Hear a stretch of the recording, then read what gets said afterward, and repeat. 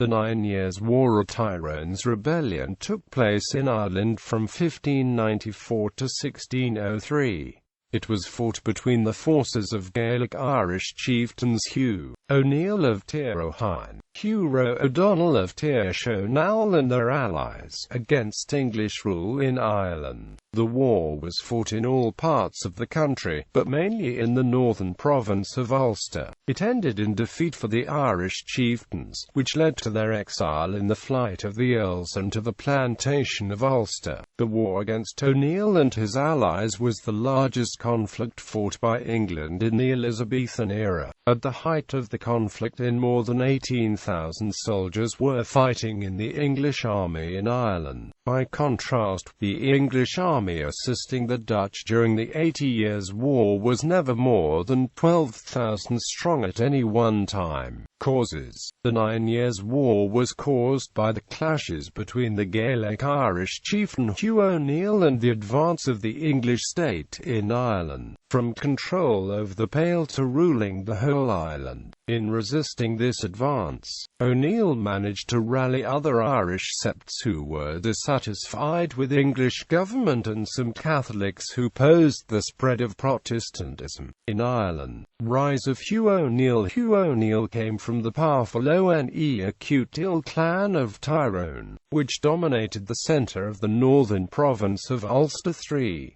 His father, Matthew O'Neill, Baron Dungannon, was the reputed son of Con O'Neill the Lame, the first O'Neill to be created Earl of Tyrone by the English crown. Matthew O'Neill was killed, and Sean and Diarmaid Eoghain banished the child Hugh O'Neill from Ulster. The Hovenden family brought Hugh up in the Pale, and the English authorities sponsored him as a reliable lord. In 1587, Hugh O'Neill persuaded Queen Elizabeth I to make him Earl of Tyrone, the English title his grandfather had held. However, the real power in Ulster lay not in the legal title of Earl of Tyrone, but in the position of the Eoghain, or chief of the O'Neill clan, then held by Turlo Llewellyn O'Neill. This position commanded the obedience of all the O'Neills and their dependents in central Ulster. In 1595, after much bloodshed, Hugh O'Neill managed to secure it for himself. From Hugh O'Donnell, his ally, Hugh O'Neill enlisted Scottish mercenaries. Within his own territories, O'Neill was entitled to limited military service from his sublord Eoghain. He also pressed his tenants and dependents into military service and tied the peasantry to the land to increase food production. In addition, he had large contingents of Irish mercenaries under leaders such as Richard Tyrrell. To arm his soldiers, O'Neill bought muskets, ammunition, and pikes from Scotland and England. From 1591, O'Donnell, on O'Neill's behalf, had been in contact with Philip II of Spain, appealing for military aid against their common enemy and citing also the shared Catholicism. With the aid of Spain, O'Neill could arm and feed over 8,000 men, unprecedented for a Gaelic lord, and so was well prepared to resist any further English attempts to govern Ulster. Crown advances into Ulster. By the early 1590s, the north of Ireland was attracting the attention of Lord Deputy Fitzwilliam, who had been charged with bringing the area under Crown control. A provincial presidency was proposed. The candidate for office was Henry Bagenal, an English colonist settled in Newry, who would seek to impose the authority of the Crown through sheriffs to be appointed by the Dublin government. O'Neill had eloped with Bagenal's sister, Mabel, and married her against her brother's wishes. The bitterness of this episode was made more intense after Mabel's early death a few years after the marriage, when she was clearly in despair from her husband's neglect and his mistress's. In 1591, Fitzwilliam broke up the McMahon lordship in Monaghan when the McMahon, hereditary leader of the sept, resisted the imposition of an English sheriff. He was hanged and his lordship divided. There was an outcry, with several sources alleging corruption against Fitzwilliam, but the same policy was soon applied in Longford and East Brine. Any attempt to further the same in the O'Neill and O'Donnell territories was bound to be resisted by force of arms. The most significant difficulty for English forces in confronting O'Neill lay in the natural defences that Ulster enjoyed. By land there were only two viable points of entry to the province for troops marching from the south, at Newry in the east and Sligo in the west. The terrain in between was largely mountains, woodland, bog and marshes. Sligo Castle was held by the O'Connor sept, but suffered constant threat from the O'Donnells. The route from Newry into the heart of Ulster ran through several easily defended passes and could only be maintained in wartime with a punishing sacrifice by the crown of men and money. The English did have a foothold within Ulster, around Carrickfergus north of Belfast Lough, where a small colony had been planted in the 1570s, but here too the terrain was unfavourable for the English, since Lough Neagh and the River Bann, the lower stretch of which ran through the dense forest of Glenconkeen, formed an effective barrier on the eastern edge of the O'Neill territory. A further difficulty lay in the want of a port on the northern seacoast where the English might launch an amphibious attack into O'Neill's rear. The English strategic situation was complicated by interference from Scots clans, which were supplying O'Neill with soldiers and materials and playing upon the English need for local assistance, while keeping an eye to their own territorial influence in the route.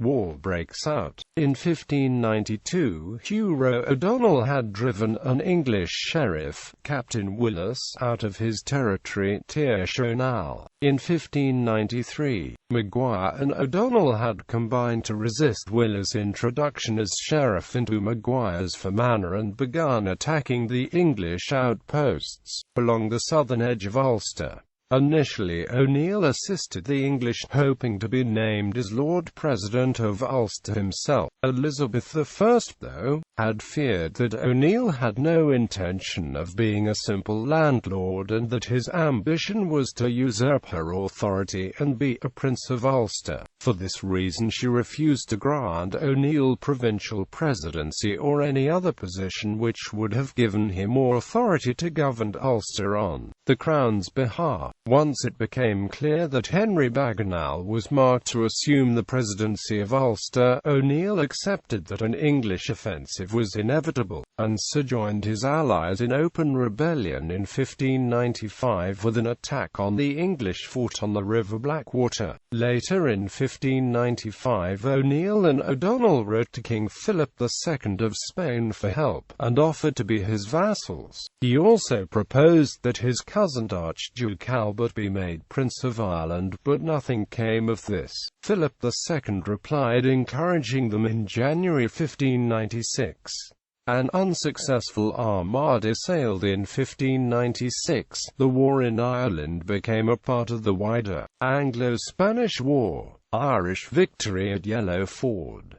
The English authorities in Dublin Castle were slow to comprehend the scale of the rebellion. After failed negotiations in 1596, English armies tried to break into Ulster but were repulsed by a trained army including musketeers in prepared positions. After a stinging defeat at the Battle of Clontibret, successive English offensives were driven back in the following years. At the Battle of the Yellow Ford in 1598, up to 2,000 English troops were killed after being ambushed on the march to Armagh. The rest were surrounded in Armagh itself but negotiated safe passage for themselves in return for evacuating the town. O'Neill's personal enemy, Henry Bagenal, had been in command of the army and was killed during the early engagements. It was the heaviest defeat ever suffered by the English army in Ireland up to that point. The victory prompted uprisings all over the country, with the assistance of mercenaries in O'Neill's O'Neill's pay and contingents from Ulster, and it is at this point that the war developed in its full force. Hugh O'Neill appointed his supporters as chieftains and earls around the country, notably James Fitzthomas Fitzgerald as the Earl of Desmond and Florence McCarthy as the McCarthy Moor. In Munster as many as 9,000 men came out in rebellion. The Monster Plantation, the colonization of the province with English settlers, was dealt a serious blow. The colonists, among them Edmund Spencer, fled for their lives. Only a handful of native lords remained consistently loyal to the crown, and even these found their kinsmen and followers defecting to the rebels. However, all the fortified cities and towns of the country sided with the English colonial government. Hugh O'Neill, unable to take walled towns, made repeated overtures to inhabitants of the Pale to join his rebellion, appealing to the Catholicism and to their alienation from the Dublin government and the provincial administrations. For the most part, however, the Old English remained hostile to the hereditary Gaelic enemies. Earl of Essex's command. In 1599, Robert Devereux, 2nd Earl of Essex, arrived in Ireland with over 17,000 English troops. He took the advice of the Irish Privy Council to settle the south of the country with garrisons before making an attempt on Ulster, but this dissipated his forces and he ended up suffering numerous setbacks on a desultory progress through South Leinster and Munster. He spent almost all of his time in Ireland awaiting transport that he had been promised before setting out, it being the only effective way of reaching his stated objective of log foil. However, a lack of administrative efficiency in England caused his plans to go awry, and the requisite pack animals and ships were never sent. Those expeditions he did organize were disastrous, especially an expedition crossing the Curlew Mountains to Sligo, which was mauled by O'Donnell at the Battle of Curlew Pass. Thousands of his troops, shut up in unsanitary garrisons, died of diseases such as typhoid and dysentery. When he did turn to Ulster, Essex entered a parley with O'Neill and agreed a truce that was heavily criticised by his enemies in London, despite Elizabeth's admission soon afterward that it was so seasonably made, as great good has grown by it. Anticipating a recall to England, he set out for London in 1599 without the Queen's permission, where he was executed after attempting a court putsch. He was succeeded in Ireland by Lord Mountjoy, who proved to be a far more able commander, though his greatest success could just as well have been because he was provided with all of the administrative support Essex lacked. In addition, two veterans of Irish warfare, George Carew and Arthur Chichester, were given commands in Munster and Ulster respectively. In November 1599, O'Neill sent a 22-paragraph document to Queen Elizabeth listing his terms for a peace agreement. These called for a self-governing Ireland with restitution of confiscated lands and churches, freedom of movement and a strong Roman Catholic identity. In respect of Irish sovereignty, he now accepted English overlordship, but requested that the Viceroy be at least an Earl, and of the Privy Council of England. Elizabeth's advisor Sir Robert Cecil wrote Utopia on the document. End of the rebellion in Munster. George Carew, the English Lord President of Munster, managed more or less to quash the rebellion in Munster by mid-1601, using a mixture of conciliation and force. By the summer of 1601 he had retaken most of the principal castles in Munster and scattered the Irish forces. He did this by negotiating a pact with Florence McCarthy, the principal Gaelic Irish leader in the province, which allowed McCarthy to be neutral, while Carew concentrated on attacking the force of James Fitzthomas Fitzgerald, who commanded the main rebel force. As a result, while McCarthy resisted English raiding parties into his territory, he did not come to Fitzthomas's aid, despite urgings from O'Neill and O'Donnell to do this. In the summer of 1600, Carew launched an offensive against Fitzthomas's forces. The English routed Fitzthomas's forces at Earl, and in November, Carew reported to London that he had, over the summer, killed 1,200 rebels and taken the surrenders of over 10,000. Carew also weakened Florence McCarthy's position by recruiting a rival McCarthy, chieftain, O'Neill, to English service. In June 1601, James Fitzthomas was captured by the English forces. Shortly afterwards, Carew had Florence McCarthy arrested after summoning him for negotiations. Both Fitzthomas and McCarthy were held captive in the Tower of London, where both eventually died. Most of the rest of the local lords submitted once the principal native leaders had been arrested. O'Neill's mercenaries had been expelled from the province. Battle of Kinsale and the collapse of the rebellion. Mountjoy managed to penetrate the interior of Ulster by seaborne landings at Derry under Henry Dowcra and Carrickfergus under Arthur Chichester. Dowcra and Chichester, helped by Niall Garve O'Donnell, a rival of Hugh, devastated the countryside in an effort to provoke a famine and killed the civilian population at random. The military assumption was that without crops and people, the rebels could neither feed themselves nor raise new fighters. This attrition quickly began to bite, and it also meant that the Ulster chiefs were tied down in Ulster to defend their own territories. Although O'Neill managed to repulse another land offensive by Mountjoy at the Battle of Moira Pass near Newry in 1600, his position was becoming desperate. In 1601, the long-promised Spanish expedition finally arrived in the form of 3,500 soldiers at Kinsale, Cork, virtually the southern tip of Ireland. Mountjoy immediately besieged them with 7,000 men. O'Neill, O'Donnell and their allies marched their armies south to sandwich Mountjoy, whose men were starving and racked by disease, between them and the Spaniards.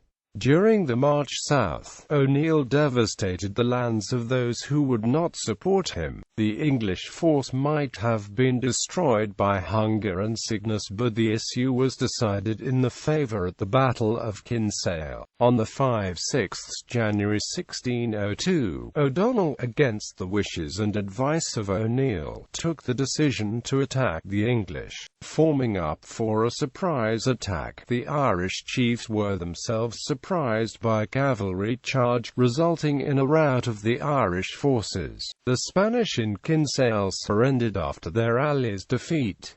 The Irish forces retreated north to Ulster to regroup and consolidate the position. The Ulstermen lost many more men in the retreat through freezing and flooded country than they had at the actual Battle of Kinsale. The last rebel stronghold in the south was taken at the Siege of Dunboy by George Carew. Hugh O'Donnell left for Spain, pleading in vain for another Spanish landing. He died in 1602, probably due to poisoning by an English agent. His brother assumed leadership of the O'Donnell clan. Both he and Hugh O'Neill were reduced to guerrilla tactics, fighting in small bands, as Mountjoy, Dowcra, Chichester and Niall Garve O'Donnell swept the countryside. The English scorched earth tactics were especially harsh on the civilian population, who died in great numbers both from direct targeting and from famine. End of the war. In 1602, O'Neill destroyed his capital at Dungannon due to the approach of Mountjoy's forces, and withdrew to hide in the woods. In a symbolic gesture, Mountjoy smashed the O'Neill's inauguration stone at Tullahoge. Famine soon hit Ulster as a result of the English scorched earth strategy. O'Neill's era, the sublords began to surrender, and Rory O'Donnell, Hugh's brother and successor, surrendered on terms at the end of 1602. However, with a secure base in the large and dense forests of Tyrone, O'Neill held out until the 30th of March 1603, when he surrendered on good terms to Mountjoy, signing the Treaty of Mellifont. Elizabeth I had died on the 24th of March. Aftermath. The leaders of the rebellion received good terms from the new King of England, James I, in the hope of ensuring a final end of the draining war that had brought England close to bankruptcy. O'Neill, O'Donnell and the other surviving Ulster chiefs were granted full pardons and the return of their estates. The stipulations were that they abandon their Irish titles, the private armies, and the control over the dependents, and that they swear loyalty only to the Crown of England. In 1604, Mountjoy declared an amnesty for rebels all over the country. The reason for this apparent mildness was that the English could not afford to continue the war any longer. Elizabethan England did not have a standing army, nor could it force its parliament to pass enough taxation to pay for long wars. Moreover, it was already involved in a war in the Spanish Netherlands. As it was, the war in Ireland came very close to bankrupting the English exchequer by its close in 1603. Irish sources claimed that as many as 60,000 people had died in the Ulster famine of 1602–3 alone. This is likely to be a major overestimate, as in 1600 the total adult population of Ulster has been estimated at only 25,000 to 40,000 people. An Irish death toll of over 100,000 is possible. At least 30,000 English soldiers died in Ireland in the 9 Years' War, mainly from disease, so the total death toll for the war was certainly at least 100,000 people, and probably more. Although O'Neill and his allies received good terms at the end of the war, they were never trusted by the English authorities and the distrust was mutual. O'Neill, O'Donnell and the other Gaelic lords from Ulster left Ireland in 1607 in what is known as the Flight of the Earls. They intended to organize an expedition from a Catholic power in Europe, preferably Spain, to restart the war, but were unable to find any military backers. Spain had signed the Treaty of London in August 1604 with the new Stuart dynasty and did not wish to reopen hostilities. Further, a Spanish fleet had just been destroyed by a Dutch fleet in the Battle of Gibraltar in April 1607. In 1608, Eoghain, who had previously fought on the Crown's side against Tyrone, launched Eoghain's rebellion when he attacked and burnt Devereux. Eoghain was defeated and killed at the Battle of Kilmacrenan and the rebellion quickly collapsed. In 1608 the absent Earls' lands were confiscated for trying to start another war, and were soon colonized in the Plantation of Ulster. The 9 Years' War was therefore an important step in the English and Scottish colonization of Ulster.